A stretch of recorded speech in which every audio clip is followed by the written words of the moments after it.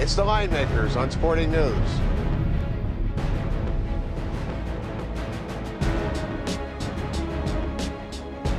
The Final Four is set. Welcome to the Line Makers on Sporting News. I'm Micah Roberts with Ricky Herron. Rick, we've been at the South Point for 2 weeks. By the way, the best place in Las Vegas to watch March Madness. We've seen all the madness. It's been amazing. 4 teams are left. What are your first initial thoughts? We've seen the lines posted here.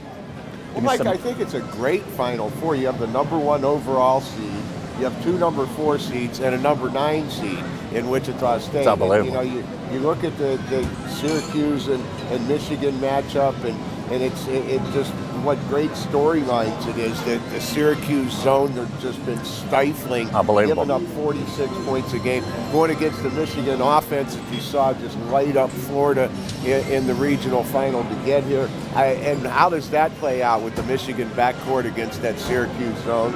It's crazy, and for that reason there, the number that was posted, we were a little baffled by it. We expected a pick 'em, and when it came out with a lot of sports books in town, including the South Point, 2.5 with Michigan, and we just saw Michigan getting points, and we've seen them, and their rating has gone up immensely, off a little more than ours actually. Well, they have a lot more flair and a lot more offensive capabilities. And Trey Burke at the point might again be the difference against that Syracuse zone.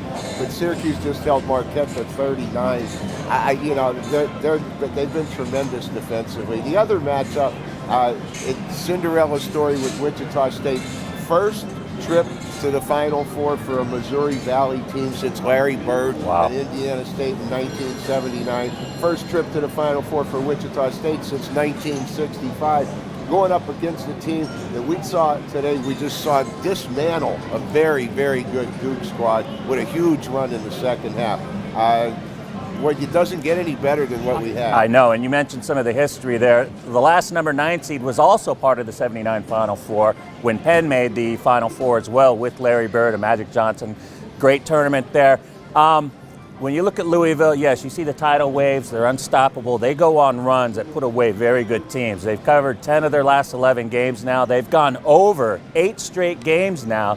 That seems to be, they just go on these runs. They are unstoppable. Wichita State has had the rebounding edge against everybody they've played, and I think 33 of the 38 games they've played this season, they've out-rebounded their opponent. Is that enough to stop the firepower and the barrage of shooting and intensity that Louisville comes with? Well, that might not be enough, and Malcolm Armstead's going to be a key for Wichita State. But, this Louisville defense is very, very good, too. They held Duke without a field goal for 8 minutes and 11 seconds in the second half today. But what equalizes it, Mike, is the point spread. And numbers not up yet, but we're looking at Louisville being a 9.5 or 10-point favorite in this game. So power rating says they should be 12. We're lower in that because of how impressive Wichita State's been. So all in all, to me, a great Final Four to look forward to. All right, we're going to preview all these on Wednesday, and they'll be posted later individually with a lot more detail. But how about a little sneak peek to get people a little action, maybe go out there and play? Any early leads? You know what, Mike? The numbers, I think, are right about where they should be at this point in the year, and I haven't really done the work on the games yet, but I would lean towards Michigan if it was pick 'em, but they're a 2.5-point favorite. I'll give you my picks on Wednesday. I'm looking at the Michigan-Syracuse game. I like under the total there. I think Syracuse's zone defense is really stifling opponents. They're going to give Michigan some trouble there and slow them down a little bit, but we'll talk more about that on Wednesday. Until then, see you, and thanks for watching.